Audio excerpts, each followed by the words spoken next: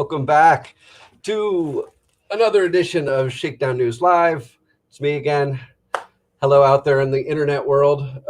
Good to see you guys all again.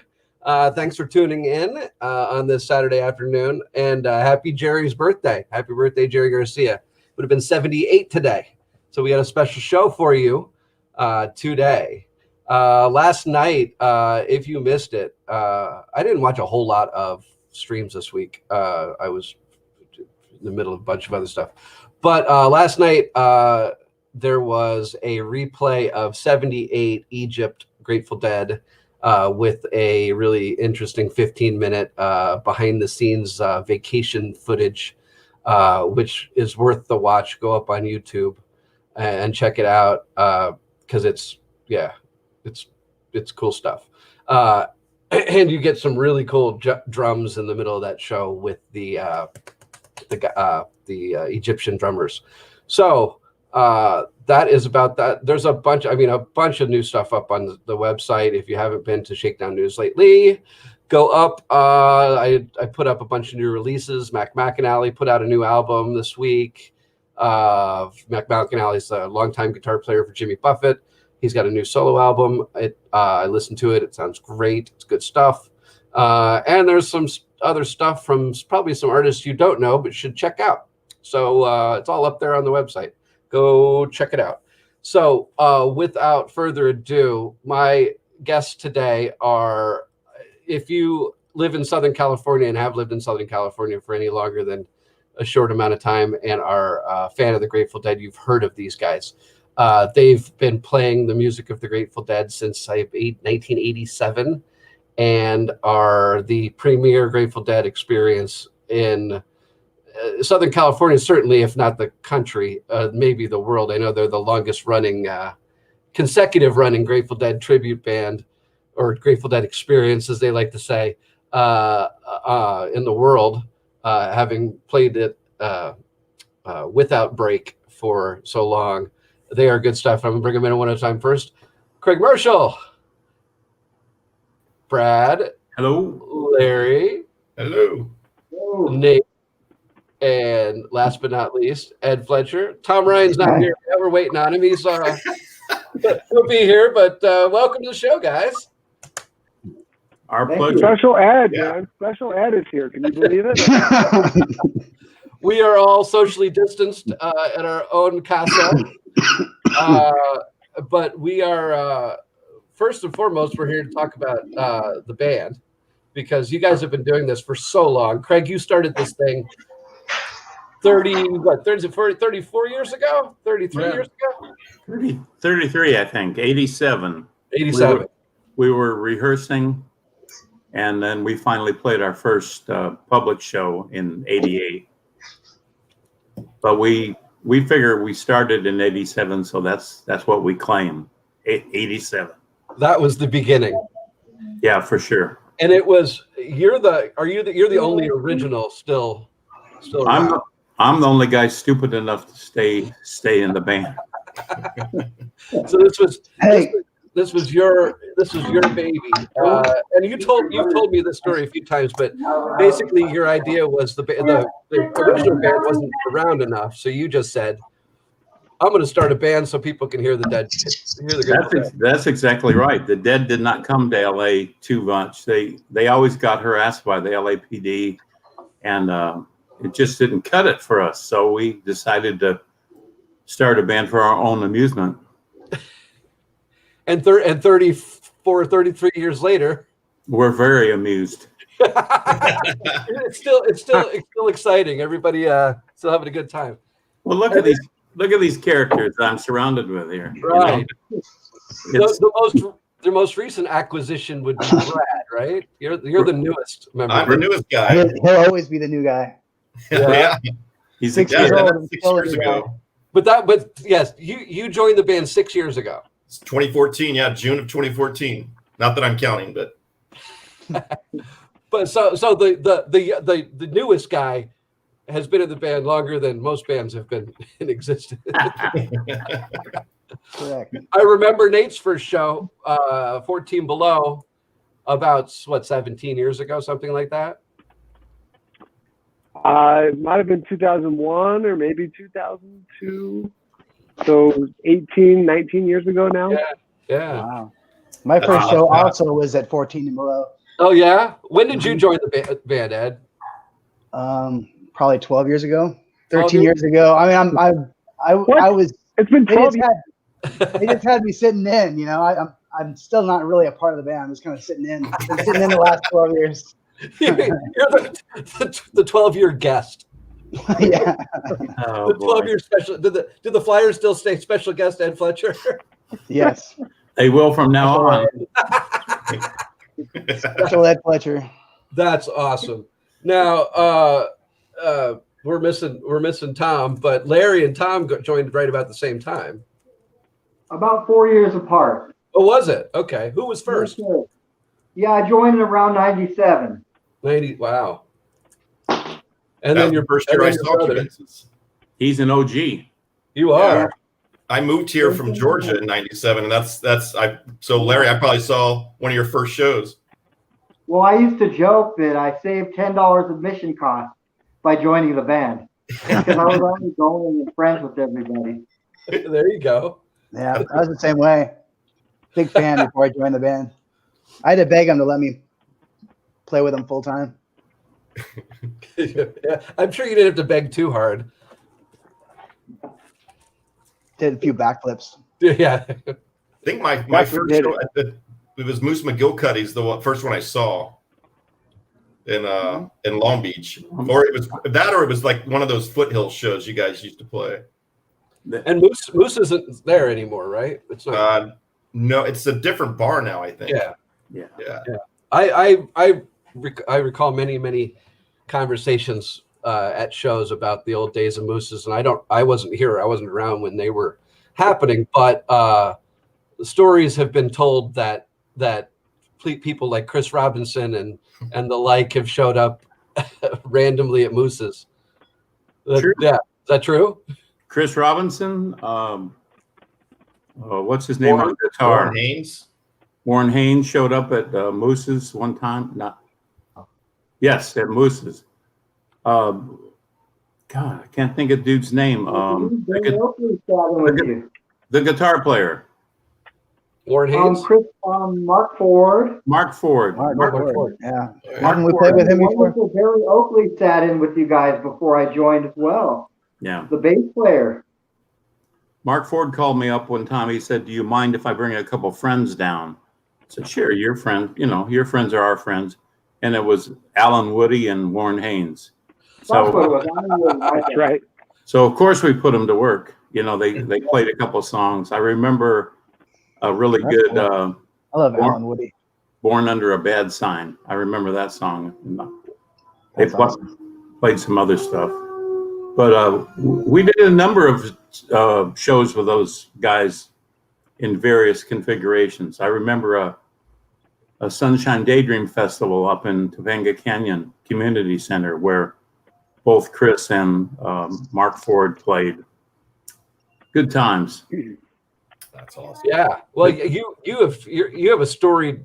The band's history just isn't just the band, but you've had a lot of great guests over the years from the early days through. I mean, like, Vince Welnick and people from the band. Yeah, we've been lucky to have the opportunity to have those guys sit in from time to time. Melvin Seals, for instance, Yeah, you play often with Melvin. good Yeah. friend of ours, and Vince was incredible. Yeah. For over a 4 year period, we did a lot of shows with him. In fact, we toured with him one time. We went up the coast with Vince. Yeah. And And those he were gave- some great shows. Boy, he had the stories too. Yeah. Yes, he did. He was truly a pleasure to hang out with. I remember many conversations, and we're sorry to see him go. Too soon for sure. And I'll tell you what, we saw no evidence that of his depression or anything that was bothering him. I mean, we did shows with him just weeks before he passed away, and there was no indication that there was any trouble on the horizon. Really a shame. Yeah. Ouch. Well, I want to go way back. Well, because we got so much to talk about with Jerry, and because it's Jerry Day, and no better time to talk about it. But this band is you got the rubber stamp of approval, right, from the man himself. Well, we all have Jerry stories, but this is the one that has to do with you and the band. I consider it an approval. Yeah. What happened? Tell me. The story's been told so many times in so many different ways.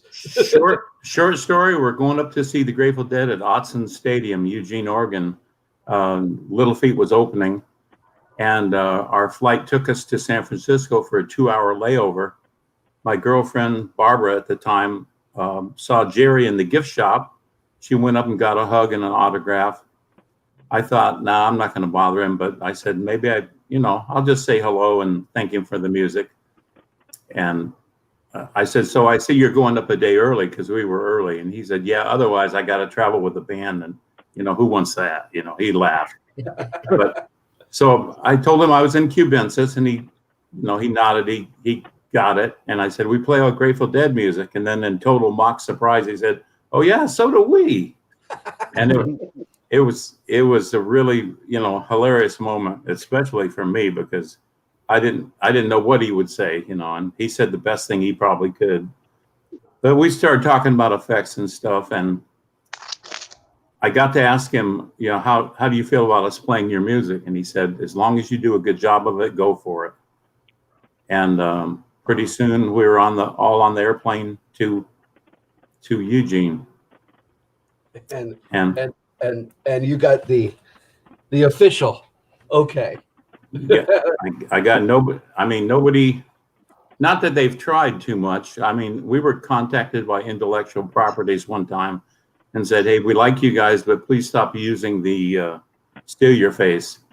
And we kept using it. Hey, was Jerry in first class? That's a part of the story I never heard from you, man. Was he in first class or coach? He was in first class, yeah. And the guy, the funny thing, the pilot got on the PA and said, how many people are going to see the Grateful Dead? And the whole damn plane erupted. Everybody was going up. And I'm afraid to fly. I hate to fly. But that flight, no problem. I knew we were going to make Thomas. Tommy, Look what we found. We were about to start, and I realized I was out of beer. Smart man. yeah. Okay, everybody show your beers. We got a beer.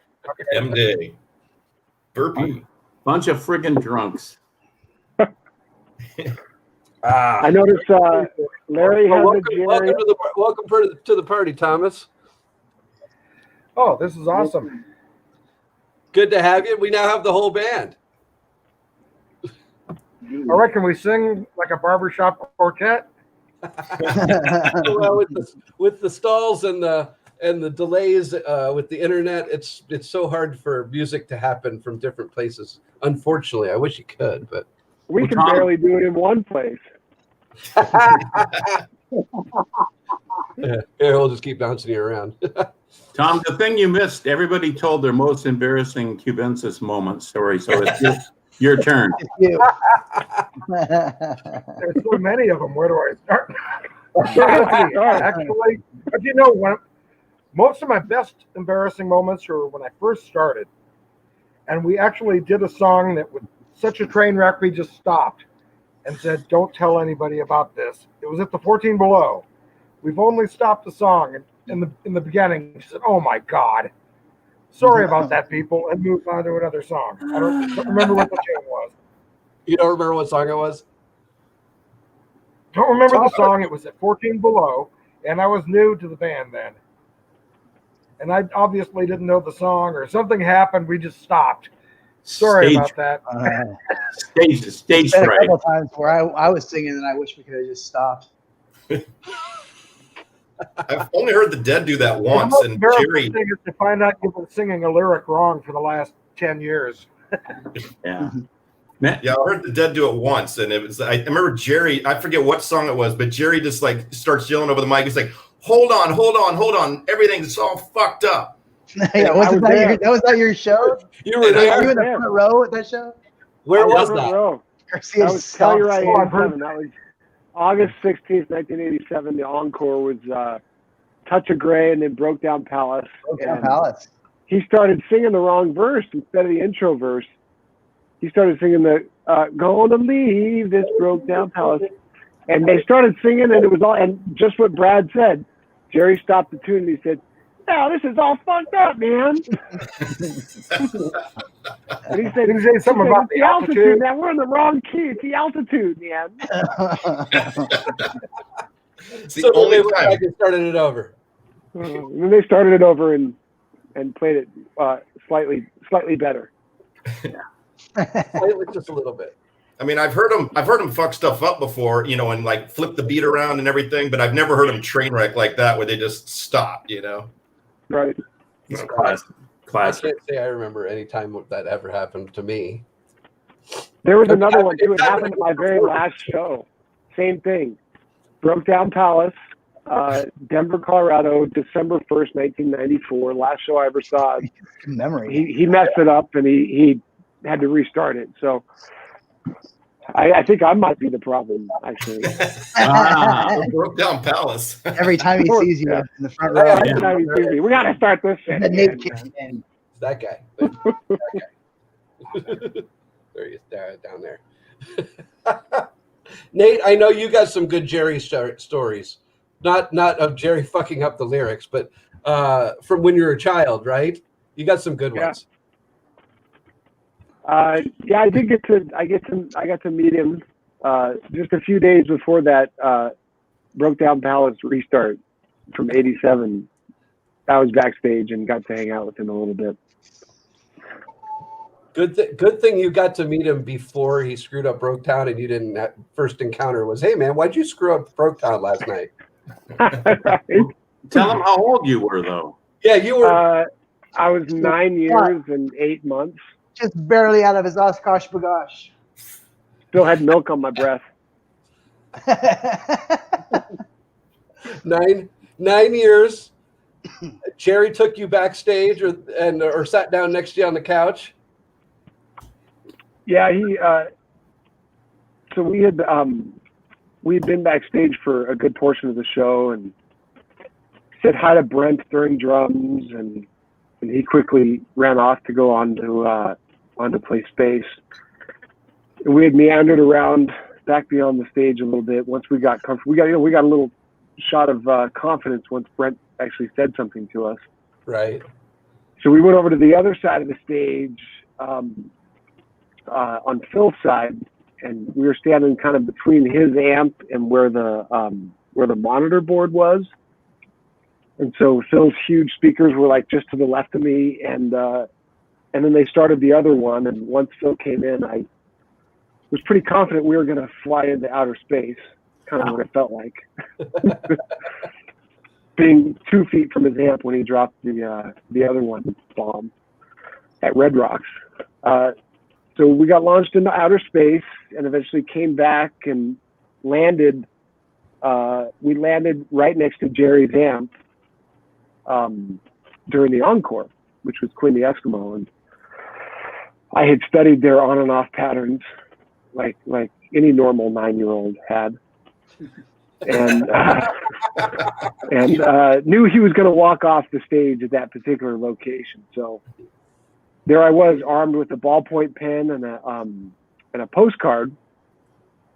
And he walks off stage, and I, completely in his way, I just hold him up and I say, "Hey, Jerry, can I have your autograph?" He said, "Sure, sport." And he put his arm around me. We walked back to the back of the stage and then down the ramp that goes next to the stage, because the green rooms at Red Rocks are underneath the stage. So you kind of wrap around, you go down the ramp, and it takes you underneath. That's just where the light was. And I look behind, I'm like, "Come on." And I'm calling my parents, and the sea of people backstage there was just crazy. And so, but they would split. They split when they saw Jerry with the kids. And so the sea parted, and he walked us down there, and he signed the front of it and he got to Jerry GA, and he says, "This pen isn't working, man." And he turned it over, and he signed it again on the back. So on my autograph, you can see the indentation of Jerry GA on the front with no ink.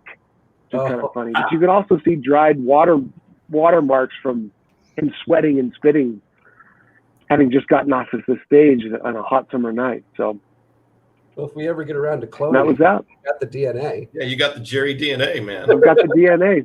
There you go. It's about 5 feet where I sit now.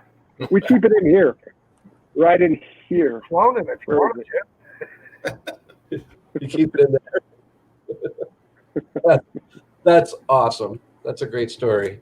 Anybody else? I know. I'm sure Ed, you've got a story. Oh, mine aren't nearly as exciting as the last two, but yeah, I did have like a nice little special moment with Garcia, and I was in close to the front row in Dominguez Hills, and there was a point when they were doing the wait, and Bob Weir steps up to the microphone to sing his verse, and he's just selling it to the point where Garcia turns to Phil Lesh, and he starts laughing at Weir with Phil, and I'm like, I'm not in the front row, but I'm kind of like the tallest one around, and then Garcia looks out in the audience and sees me laughing, and he's kind of like puts his glasses down and looks right at me and just shakes his head, and I had this like moment of just laughing at Weir with Garcia, and it was just so classic. That's awesome. I love that. That's awesome. Hey, but talk about Bill Walton. Yeah. Oh, good old Bill. Yeah, he's been he plays with you. Yeah, I've we've been friends with for about 13, 14 years now, and started out teaching him, giving him drum lessons. He came to our show and found out that I was giving drum lessons. He's like, I have all these great drums in my living room. I just don't know how to play them. So I kind of got to know him that way of, and then eventually, here we are, 15 years almost down the road, and he's kind of playing with us in the band. He still doesn't know how to play drums, but he brings all these classic drums that, Mickey Hart's like management is like set up he actually has this historic drum set that was played by Mickey Hart between I think 84 and 87. That drum set, it's like a mahogany. It's like a redwood color Yamaha kit. Wow. He has that just in his living room. It's great. That's awesome. I've heard he has a beam in his basement. He had the first. Yeah, he had the first one.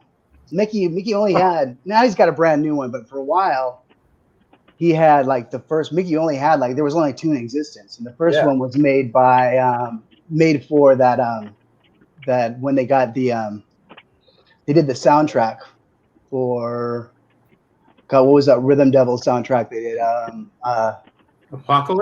Apocalypse Now, yeah. Oh, right. And he made it for that. He needed like some bigger than life. It was all made by like extra thick piano strings. Yeah, it's in his basement, just hanging out there. Yeah. Mickey Hart's quite the wizard when it comes to that stuff. Yeah, I thought the first one was created to attempt time travel, but there's probably a story in that you'll have to tell that. Yeah. Because it often he jumps on that thing, and I often feel like we're going to be teleported throughout the universe. That is the best part of the show, especially the first time I saw him in '85. I mean, my head was like shaking when he did that thing. Between like that big bass drum and that, he has a big bass drum going, and then all of a sudden he like hits that, and then it's just like it's all over. I think I think at that point, like I lost all sense of color, and I was just like seeing black and white for like the next like 2 hours. It was totally just like another world. Yeah, I was of course really really high on acid, but that goes without saying. Those days, at least, not so much these days. That it is the beam is like when he hits that, it's like the biggest bass bomb. Like just that. It's really, really cool. It is awesome. Larry, you got a good Jerry story up there? I've never met him, but I've seen him enough times. You got a favorite Jerry moment? We see him at the country club a lot. A favorite Tom Jerry and I's moment? first Dead show was in 1978 at the Poly Pavilion. Yeah. And I didn't know any of the songs, but the guy next to me was yelling St. Stephen all night long. And then they played it. And of course, you know it's the song. Yeah. And the place erupted. It was the Poly Pavilion in 1978. But I never got to meet him personally, no sir. Yeah, I unfortunately didn't either. I was late to the scene, and the closest I ever got to him was about 20 yards as he was Right. getting on his bus to depart from Deer Creek, and there was nothing between me and him but grass, and I stood there fixed, concrete on the feet concreted to the floor, unable to move, and I just kind of looked, and he looked, and I was the only person there. It was after the show, and I kind of did one of these things, and he kind of did one of these things, and got on the bus and took off, and I was like, okay, I had that moment. That was good enough for me. As a fan, I don't think it's always wise to meet your musical gods. I agree. I would just say the greatest concert experience of all of our lives, really. Because everyone was different. Yeah. Tommy? Yeah. Welcome back. I'm back. We lost you for a minute. I have theater. Yeah. You have a favorite Jerry moment? Can you hear me? No, everything's breaking up. Oh, do you have a favorite Jerry moment? No? That'd be watching All him right, live every time I did. Yeah, never met him. But, actually, one time at a show at the Forum, I kind of wandered off to a place where everything was yellow taped off and sat in these seats. And we were behind the stage watching Jerry take a hit off a cigarette, mess with his amp, and just kind of do what he does, from behind. And we watched the first set. And as he walked back, I remember he was with the band, and he looked up at me and my friends and said something to somebody, and then the security said, hey, kind of kicked us out. Never met him, but kind of stalked him. I know that guy. Get him out of here. Yeah. He's been sitting there watching me smoke cigarettes the whole first set. Right. We're sitting there watching his face, and he's tweaking his amp and getting things right. Got an ashtray going on top of his amp. Oh yeah, I always remember that was the one thing that always kind of stood out, because he always had a cigarette burning, whether he was smoking it or not. It was always burning in the ashtray on top of his amp. You could see the stream of smoke going up. Now, 33 years and thousands and thousands and thousands of songs later, do you have a I will never play that again? Do you have a a song that you used to play that you don't play anymore because you just don't, it's just not in rotation, or it's like you have some favorites, Got some favorites. Got favorites. Like to play we've never played. I always like playing Lady with a Fan, Terrapin. Yeah, that's always good. It's one of my favorites. Not my favorite, but it's one of my favorites to play. We need to learn the second half of that song. Yeah. Yeah. Oh, the part that the Dead never played. Yeah, the whole Terrapin suite would be cool. Yeah. Further did do a good job of that one. Further did, yeah. But it doesn't seem like anybody wants to dive into that deep cut. Yeah, it's already so very long. Too hard. I saw Joe Russo was that when they went into that part, and I was like, who the hell is that on drums? And that's when I noticed Joe Russo. I was like, oh my God. He nails that stuff. Yeah. They did a good job with Unbroken Chain too, I thought. Oh yeah. Russo. Nate, you have a favorite song to play? Russo and Clemente. I'm going to be a cheese ball. You ready? Yeah. Whatever song I'm playing at the time is my favorite song to play. And your least favorite's the one you just finished. That's pretty Swiss. pretty cheddar there, Nate. Bobby with cheese, extra cheese. That's what I was going to say, though. With the one you just... Yeah. My least favorite songs are the cover songs. Yeah.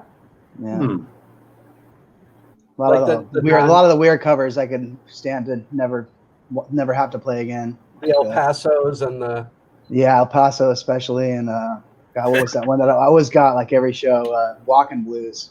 I'd be happy if I never heard that song again as long as I live.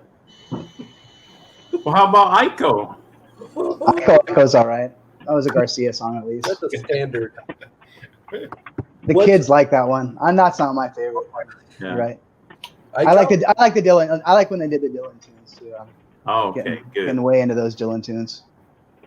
Desolation Row and Masterpiece is a good one. Tangled Up in Blue.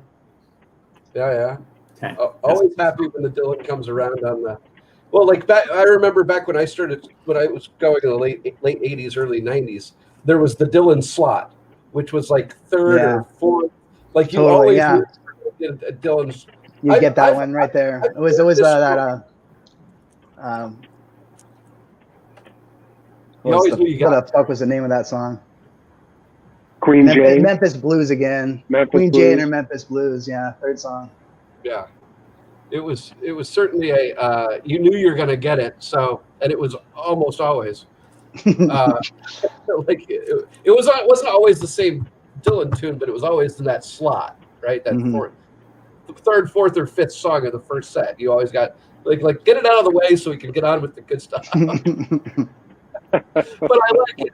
You know, I wish they would have opened the truck in every freaking show so that they could get it out of the way, so we didn't have to get surprised with that through the second set. It's like, oh no! You don't like that one? I like the song. I just don't like it. I like it early when, you know, I don't want to get it like late in the set where it's like, you know, I don't know, when you're deep into those like deep psychedelic jams, then you get. What song is that? Truckin'.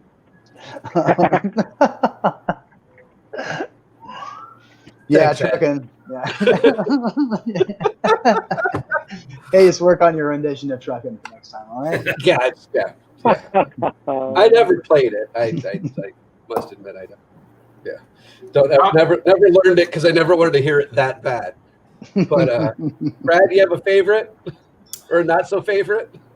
You know what's funny is like I used to not like, I never liked it when they busted out Karina or Long Way to Go Home. I just those tunes that but once I play them with Cubensis, especially Karina, I've come to really like, because just the way the rhythms bounce off each other with this band when we play it sounds really good. Yeah.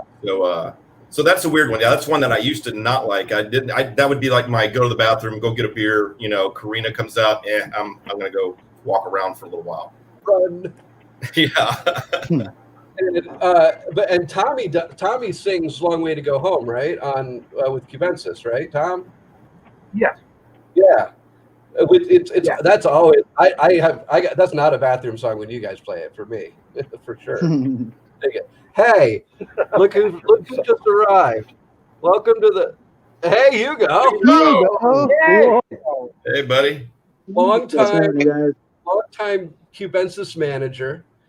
You've been with the band since the beginning, haven't you, Hugo? Well, yeah, I met Craig back in 1989 in the parking lot of, I think, Irvine Meadows. He was passing out flyers. And at that particular time, I think they were playing at the, the Red Onion or something like that in Marina Del Rey. And ever since then, 1989, I've been with the Knuckleheads. And Craig gave me the title back in about 8 years ago. No, not 8 years ago. Yeah, 12 years ago, excuse me. August 20th, we were doing a show up in Humble Brews. And I guess we had a little problems with our guest list, and he just put me down as manager. And ever since then, I've been called the manager. Craig, tell everybody the name of his management company. Oh, well, it's an abbreviation, MIS Management. Yes. And I still don't know what it means. These guys won't tell me what it means. So. MIS Management. No, Seems to work. You keep them in line like Rock did, right? Like Rock Scully did back in the day. You keep them in line. Yeah. Oh man! Well, welcome. Glad you joined us, Hugo. Hugo, I know you started seeing the Dead. I started my first Dead show in June 29, 28, 29, July the 1st, Friday, Saturday, Sunday at the Universal Amphitheater, 1973. Ah, do you have a favorite Jerry story? We were just telling Jerry stories. Yeah, as a matter of fact, when I just caught you guys at the end, and I was you asked. I'm gonna have to take off my glasses so I can read this. Do it. At the actually, it was August the 2nd, 1989, at the Biltmore Bowl, which was underneath the Biltmore Hotel, and it was for the National Hispanic Arts Education, and I still have the ticket here. I had 2 tickets. They were selling tickets, and I still have the tickets. And guest star was Ruben Blades, Celia Cruz, Jerry Garcia, Tito Puentes, and the Ronson, Carlos Santana. Wow. And Jerry came out backstage, and I was out there smoking a joint, and got to meet with Jerry and talk to him. And he goes, "Well, I got to go back in, start the show." And throughout the whole show, I was in front of Jerry, and I pointed out the shirt that I was wearing, the Cats on Down Under the Stars. He goes, "Hey, nice shirt." Well, thank you, Jerry. And so technically, I met him once or twice. Wow. So it was fun. And my last show was Shoreline, just 2 months before Jerry died, 1995. So I got 22 years worth of shows, and 300 Grateful Dead shows. Wow. Yeah. And my favorite Grateful Dead show was the closing of Winterland, which was 77, 78, with the Blues Brothers, New Riders, and the Dead. Yeah. I got that on DVD. That's a great one. They used to get a whole Blues Brothers set and everything. That show started at 4 o'clock in the afternoon. Didn't get out till 6 o'clock in the morning the next day. You know, Uncle Bill Graham fed everybody that was in that place, and I've never come out of a concert with Hunchback so much, you know. And still frying. I was still frying. You're still frying to this day? Nate, do you still have that poster signed from that show, signed by Jerry and the Blues Brothers? I have the poster, but I never got it signed. But Nate has one. Nate has one. I know. He's actually got the. Yeah, you got the tattoo. You got the tattoo, right? You got the tattoo. The blue rose. Yeah. That's awesome. Yeah. Yeah, it's signed by Garcia and Belushi. My dad gave it to my mom as a present in about 1985 or something. Wow. I remember you had that. Craig, I know your first show was like 67? Yeah, it was at the Shrine Exposition Hall, 11/11/67. Grateful Dead with Buffalo Springfield and Blue Cheer. Wow. That's a lineup. Killer show. I was a big Blue Cheer fan at that time, and I went half for them and half for the Dead, because I'd been learning how to play guitar right about then. Ooh. And Jerry Garcia was the inspiration for that. And that's a great show. Good live show. Their music was making it down from the Bay Area enough in 67 to where you wanted to, you used him as an inspiration to learn to play guitar. Yeah, used to slow down LP records to half speed and get the notes, and then work on getting the speed up. Never have quite got the speed up, but did learn what he was doing. You know, figured out what he was doing. Mm-hmm. But those, there was plenty of people that were into the Dead in LA at that time. Yeah. So yeah, because they had just started. I mean, it was like they were in their second year basically as a band. Yeah. And it's just surprising that their music had filtered down this far to the point to where you using that as a jumping off point for your guitar. That's, like there's so many, there's so many people who've been established at that point, guitar players. Oh yeah. Chuck Berry, and the list goes on. Clapton, all kinds of people. Sure. So that's cool. That's a really cool story, though. Yeah, I like that. It was and then somebody gave me a vinyl of that show, which is very cool. A vinyl of that show? Of that show. Wow. I have. Scott says it's Two from the Vault, right? Didn't Scott say that? I honestly don't know, but this is like a special vinyl that is kind of custom made by, I forget who gave it to me, but it's not one of the Vault series. Oh wow! What's Tom digging for? Give me a beer, Tom. While you're down there. What's he doing down there? Filter water this time. You have to toss it up. Toss it up. Anybody want a shot? Yeah. Seltzer. Oh, Tequila. There we go. Here you go. Tequila.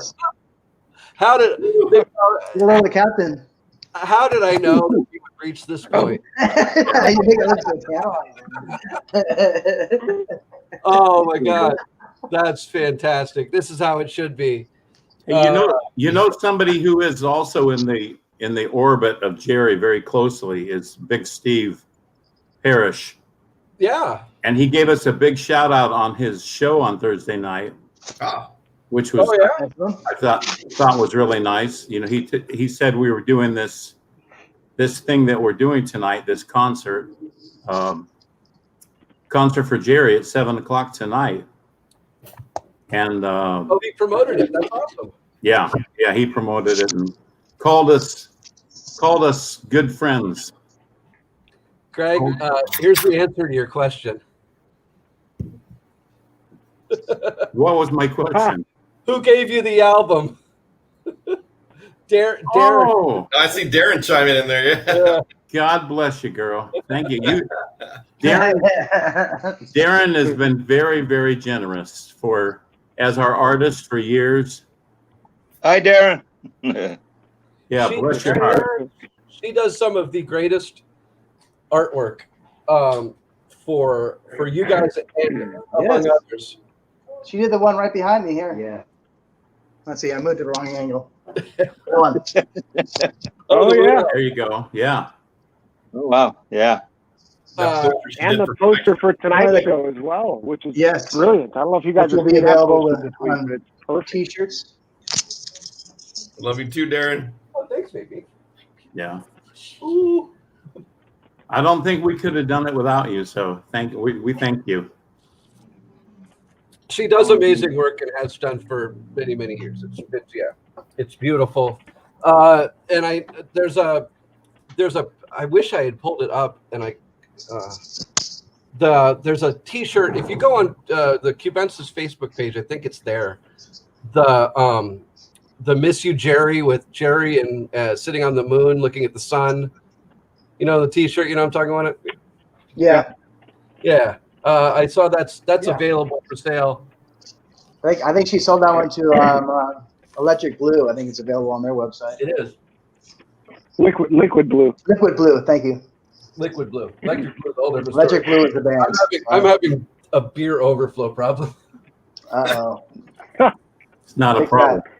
No, it froze in the refrigerator. Ladies and gentlemen, welcome to Shakedown News. This happens. Oh, I love you guys. So the show tonight airs at 7:00. Larry's back. Hey, Larry. I touched the wrong button again.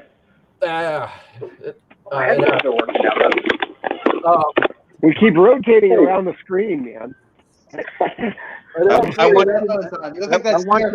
want you near me, Nate. Dark Star I want you near me, Nate. There you go. Whoa. Whoa. Do one of these, Larry. Getting dizzy. Oh, I got it. I look just like the singer. If the singer from drop you a beer now, Ed. with a guy with a beard, not let you drop you a beer. What am I talking about? Singer for Dark Star Orchestra. The Chicky Babe. Oh, I love her. Always wears the headphones. See my foam problem? Oh, that's gonna keep growing out of there. It's ice. Break it faster. Slushy, beer slushy. 7 o'clock tonight. You guys are going streaming the show on. Is it going on out on your page? Cubensis.com. Cubensis.com? Cubensis.com And Facebook. and Facebook. That's important. And That's the Facebook. Facebook page. Okay. And for those who don't know, there's the website, Cubensis.com. And I was on the website today, and I noticed it's really easy. Just go there. It's already up there. You just click and play. Yeah. And I will share it as soon as it goes live. I will share it to the Shakedown page if you can't find it, if you're unable to find it anywhere. I'll tell you what's going to happen. There's a placeholder on our website right now, and at 6:45 it'll come to life, and there'll be a clock ticking away the moments until the show starts. And in the meantime, you'll be listening to our show from 2018, Skull and Roses, in the background. Oh, Teddy mentioned that to me yesterday that he was doing that. Yeah. Yeah, not video, but it's a soundtrack into the show, and then right at 7 we get into the 5-camera pro shot live stream. It has like a dancing bear animation going on, right? During Right. Yeah. Hugo's gonna be so jealous. Hugo, what's going out of your head? This over here? Yeah. That's It's not hair. I'll tell you my that. thinking. Hey, I'm telling you, when you get near me in this camera thing, so I can slap you. And that's my thinking ball right there. Is the planet orbiting you? Hey, I want to throw it out. I want to throw it out to the many people that are watching right now, all 50-something of you, at this point in time. What do you guys got any questions? Anything you want to know that you've always had an itching desire to know from the band, but never got around to asking them, or anything like that? Type them in the comment boxes, and this is funny. Nikki says it's an olive coming out of your martini. God damn it. That's you, Hugo.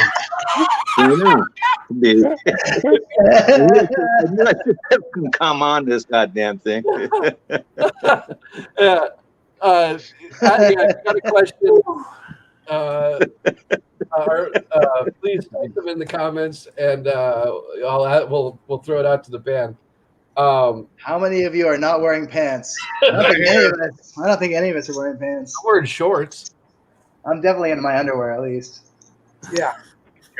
That's fantastic. Craig, You feel that, Craig? Out here. I threatened to, but I chickened out. here's one. And you feel that, Craig? Oh, Vassar. What's up, Vassar? Hey, up your nose. Hugo. Favorite Jerry Band song? Favorite Jerry? Ooh. Yeah, that's. I like Gomorrah. Ooh. Great. I like oh, Nate, help me. Shoot. Oh, the Wind and the Rain. Oh, the Wind and the Rain. Oh, Jerry- Dreadful Wind and Rain. Yeah, Dreadful yeah, yeah. Rain. Yeah. Damn it. Garcia write that one? I don't think so, But but one of those traditional songs that we don't know who wrote. he performs it. He had the sense to perform it. I think mine's probably Midnight Moonlight. That's always fun. Yeah. And Mississippi Moon. Those two are two of my favorites. Yeah. So basically, any song with the moon in the title. Yeah, I What like is the What moon. is up with Moon? Yeah. We got another. I might say like Cats Under the Stars is one of my favorite Jerry tunes. Great one, So too. interesting and funky and great chords and so fun, man. Great lyrics. Great lyrics. Great question. Yeah. Will you ever do some Kingfish? There you go. You did last night, didn't you? Did last night. I want to goodbye, Your Honor. Bye-bye, Your Honor. Well, I was We used to jump there last week. California. Did somebody say jump for joy? We used to jump for joy last week with Electric Wasteland over here on Monday. I did it Went over last pretty night well. on my show, on my Friday Night Live. I did it last night. Yeah, that's a goodie. You should do it with us, man. I want to know when you're going to do some of that Bob Weir cheesy 80s stuff, the Bob Weir solo stuff from not Kingfish, but like Heaven Help Bobby in the Midnight. Midnight. Never. No, When I play with Bobby Cochran, I make him do some of that stuff, man. Yeah, that's true. You got to get Bobby out to sit in with you and do at the festival. Yeah, that's a great one. There's so much great Bobby cheese from the 80s. I mean, like Billy Cobham. Billy Cobham was in that band. Oh, that was the beginning of my How about Walking the Sunshine? manhood is watching Bobby in the Midnight. that's great stuff. I could listen to Heaven Help the full start to finish and not hit skip on any of those tunes. And you can judge me all you want, but I like it. Eric, what was the last gig you played, other than the one that is going out live or going out on the stream tonight? What was the last gig you played in front of an audience? We were in Phoenix. Oh, that's right. February 29th. And then COVID was king after that. Yeah, COVID was king. Craig and I did a small duo show at Project Barley on, was it March the 6th, I think? Mm-hmm. Thereabouts, yeah. And that no, June 26th, no? The last one. Well, saying before COVID. Yeah. We did play June 26th as well, but that was under a special situation because it was socially distanced and we had to be super careful with cleaning everything, and so. And we did it. And we did it. Yeah, it was a great time. Nobody got sick. Mm. Exactly. It was a great time. Everybody behaved themselves, and that was the night before you took off, right? Yeah. Oh, that's before Nate took off. Yeah, before Nate took off. Yeah, he took off next day. We got a YouTube question. Enjoyed you guys Instead on the Mountain Jam Forest Jams. Where'd Tommy get his Leslie? Tommy, where'd you get your Leslie? That was in the corner of Winston's. I got it from you, Ed. It was in the corner of Winston's, and they were using it as a table or something. Yeah. And then get this out of here. It was a Leslie 25. Okay. Yeah, it was a Leslie 25, and I took a saw and chopped it, put a much gnarlier speaker. It's powered with a Quilter 101 head and a big, huge passive crossover. Then there's another horn mounted sideways. It kind of goes sideways into the baffle. So it's a single rotor Leslie, but it kind of emulates the sound of a double rotor Leslie. So it's a Franken Leslie. I got the 122. Yeah. You can take out hybrid if you want. Bit of a Franken Leslie. Oh, I'm into that. Yeah. Yeah. Anthony, the 122 out of the studio, Tommy? Drive-in shows are definitely on the line. When we start. Oh yeah. You know, I was chatting with Teddy T last night about like a hotel show versus a drive-in show, where 4 people per room do a stage in a courtyard where the rooms all go around the stage, and nobody has to leave their room, but they can all see the stage from the room. And I think that's an idea that we will explore. So you sit on your balcony. We could do something like that down in San Diego, huh, Eddie? Down at Humphreys by the Bay. They have a certain bunch of rooms that are. Yeah, they have a bunch of rooms. They go overlook the stage. I was thinking about like VA House or some of those casinos up there too. It's got a couple of nice little outside stages and stuff that can like stay in your room. Watch the show. There's that drive-in theater that's up at It's not doing anything. They do like SWAT meets or something. That's up in Vista, right up to 76. That might work. I was thinking. I think that's a great idea. I love the drive-in movie. Just a huge, just open lot where people can just drive and hang out in their cars. And Yeah. I guess that would be the ideal way to social distance, is for people to just be able to hang out in their cars. Yeah. I know they've had real success in certain places and just downright abuse of the situation in other places. On the East Coast, there were a couple concerts canceled because out on Long Island it just got out of hand, and people, they parked their car in their socially distanced spaces and then just all rushed to the front. And then, it's like, well, you're kind of missing the point. Defeats the purpose. Yeah. But Ventura's been doing a very good. They had Fishbone and a number of good shows up there successfully at the fairgrounds. Fairgrounds. People are trying to figure out how to do it, and hopefully they, we'll get it dialed in, because indoor shows aren't going to happen anytime in the near future. No way. Fortunate, but hopefully we'll figure out how to do it. So, and you announced recently that June Lake is going to do a stream, and you guys are on that, right? Correct. That's going to be virtual too. Yeah. A lot of virtual bands that would have played the show, except we can't gather, in crowds like that. Yeah. So that will happen, I think, at the same weekend that June Lake was scheduled for, the weekend after Labor Day. Mm-hmm. And Janet's going to stream it the same time it would have been. Yeah. Yeah, right on. I see Janet is here. I see her. She chimed in there. She's Hey, Janet. She's there. There's her little granddaughter. She says September 11th through 13th. So there you go. There you go. Perfect. She knows best. She would know. Yeah, she would know. Mark your calendars, kids. Yeah, mark it on your calendar, 11th through 13th. And mark tonight, 7 o'clock on your calendars. Tune in, watch a little bit. The Dead Company show tonight is last year's, I think, I want to say Hampton, but I'm not sure about that. But and then at 7 o'clock, kick over, watch Cubensis. Yeah.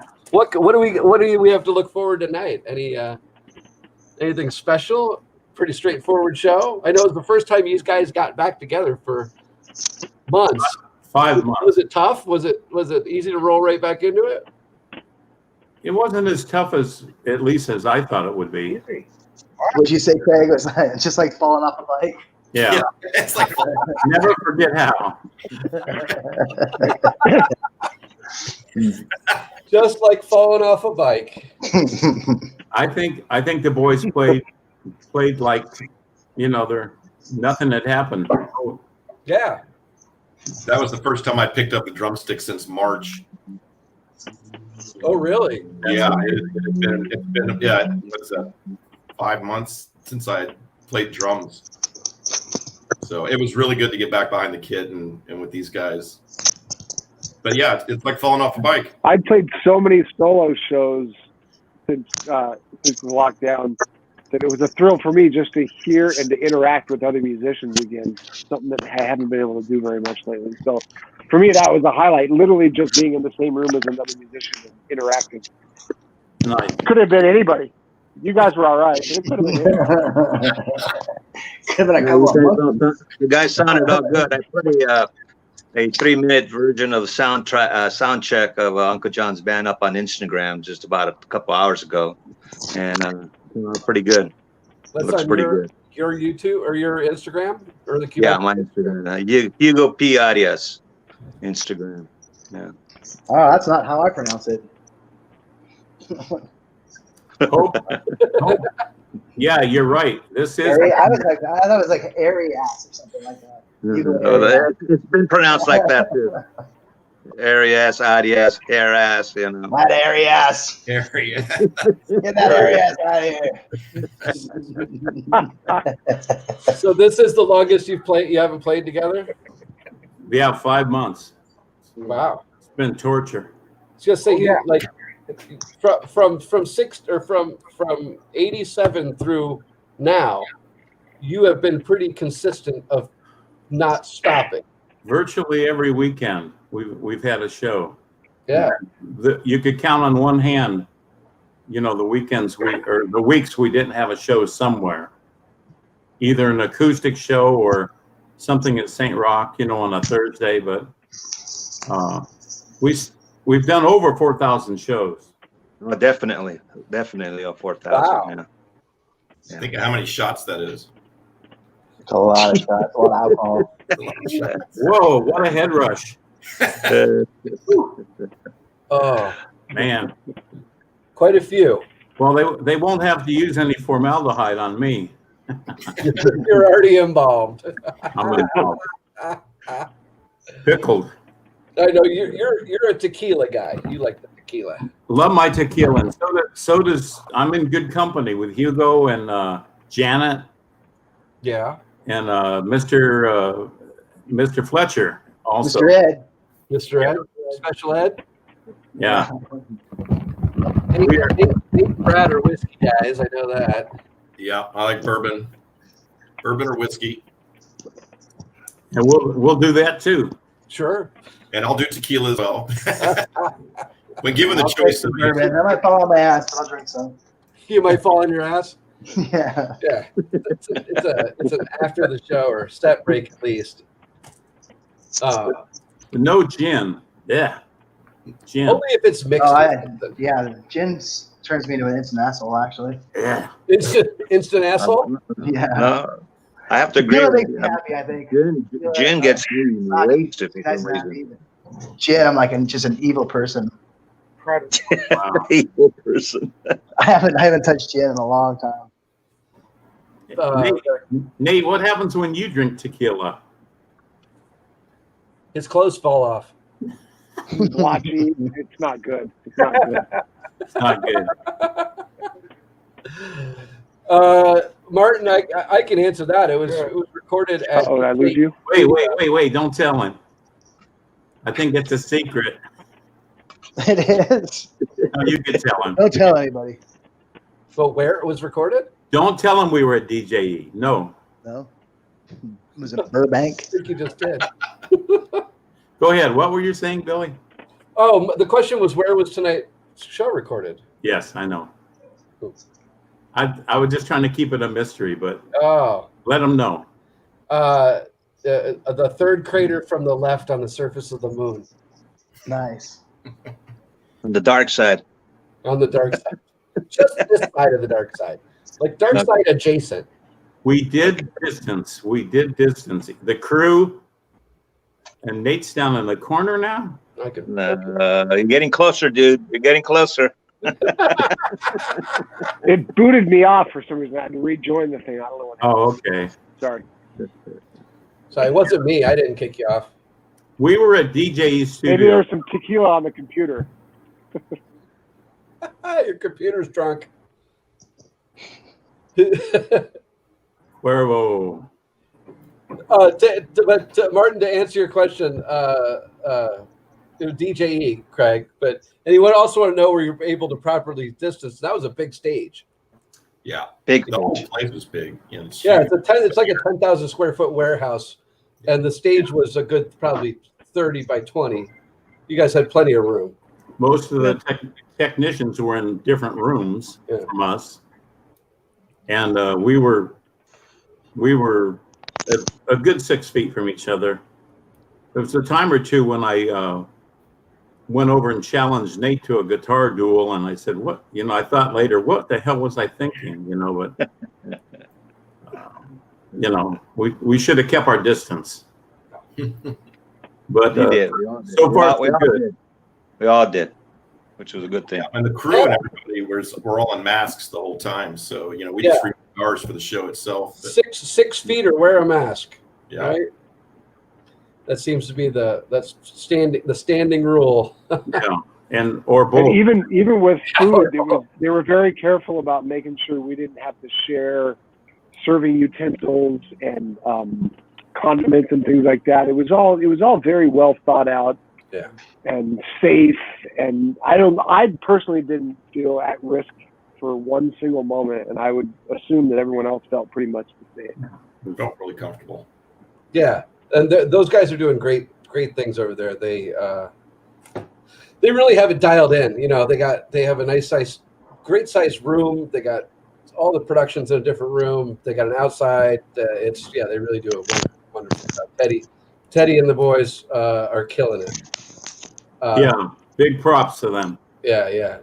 And the production quality, I got to say, for the show tonight, because I got to see the taping of it. The production quality is top level. I mean, sound, lighting.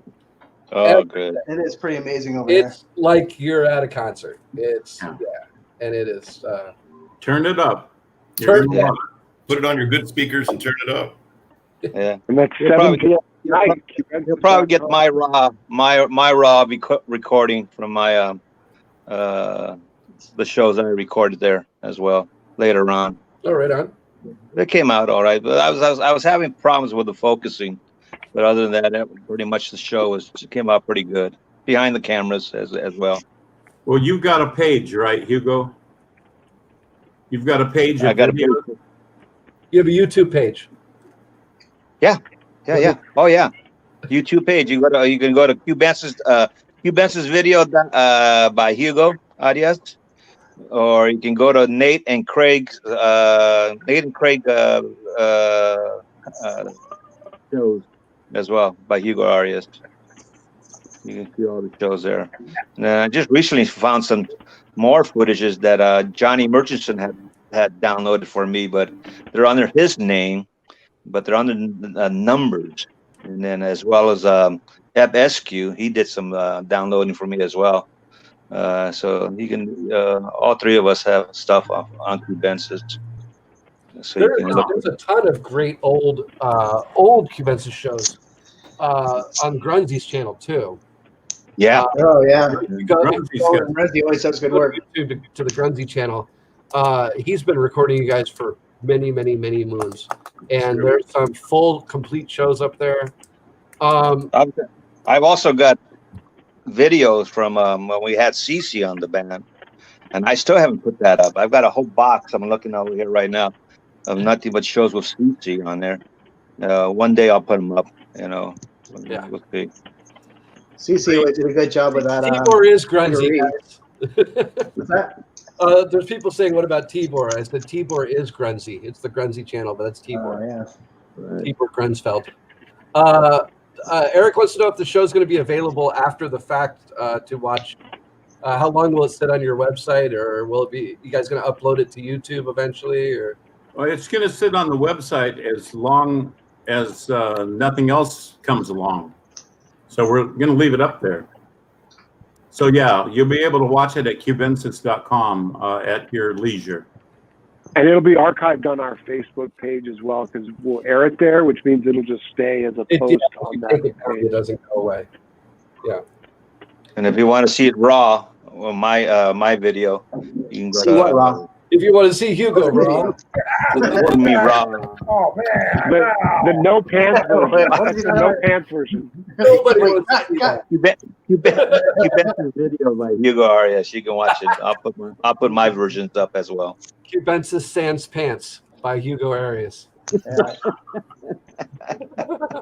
That's You awesome. might see Hugo's Arias. Sin pantalones. Sounds pantalones. I got your pantalones right here. Hey, Craig, Brett wants to know when the Hal Masonberg interview is going to be up. He didn't say it's quite a production, and I'm a very small part of it. But Nate, you may know a little bit more too, but it involves Andy Logan, but it also involves the scene in general.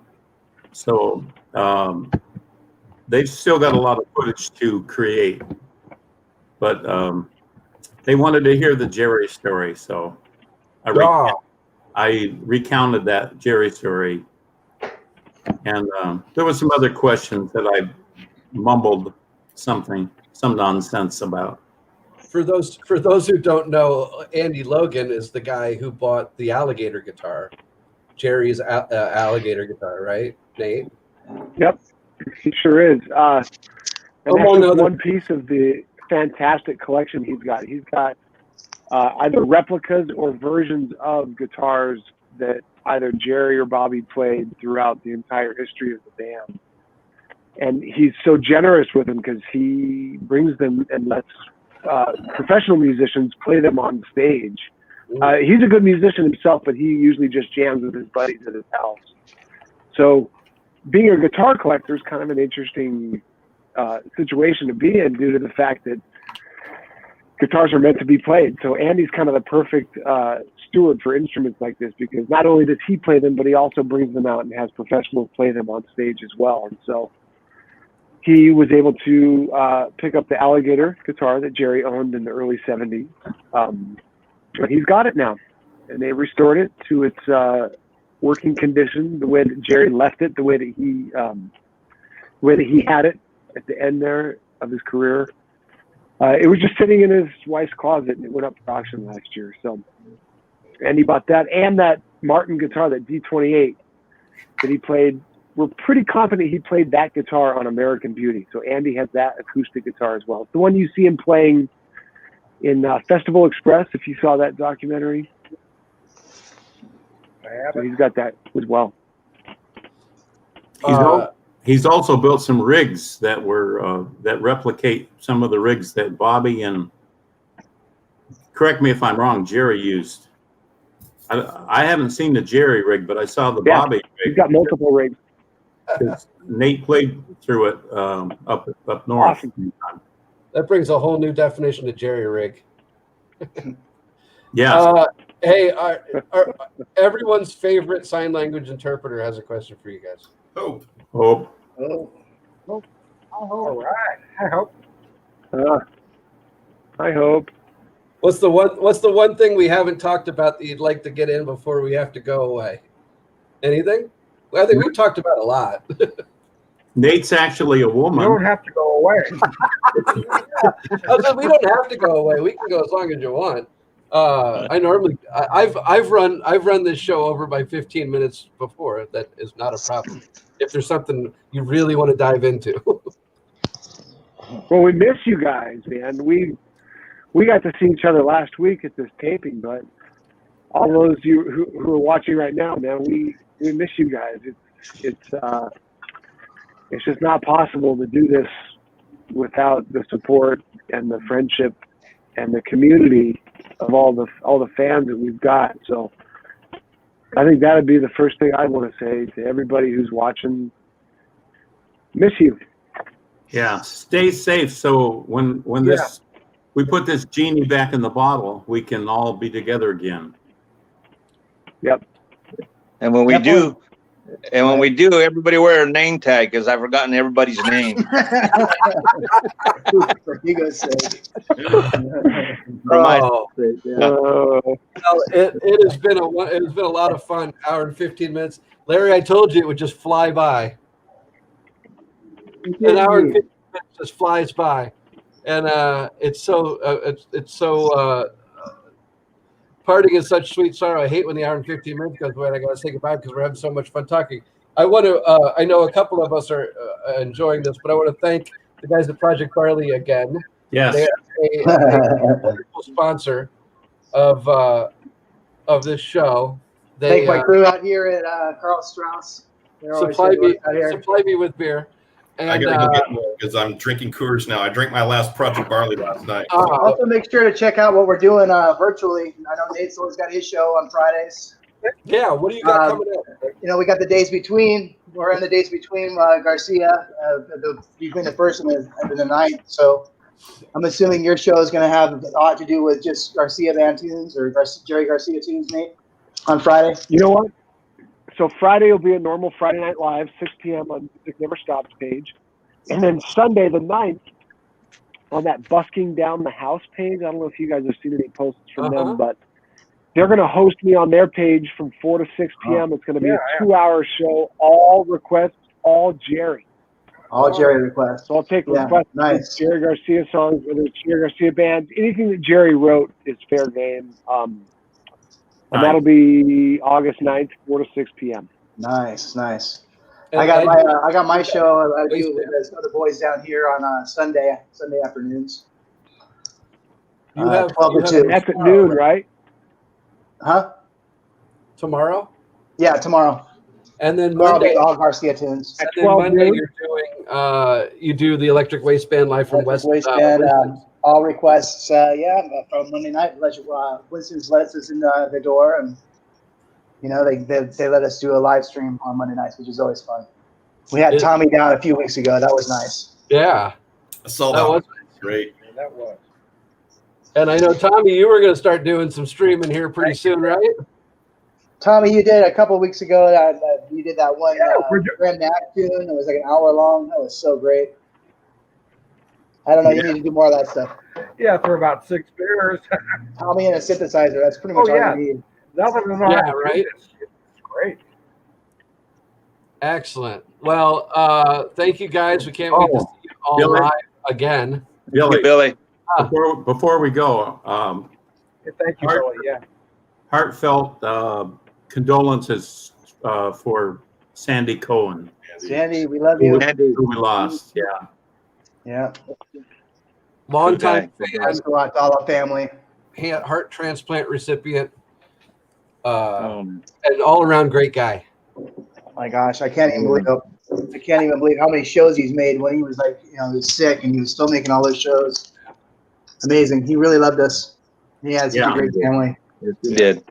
We lost a good one. Yeah. And Joni, I guess, is having some problems too. Joni Fagan is quite ill.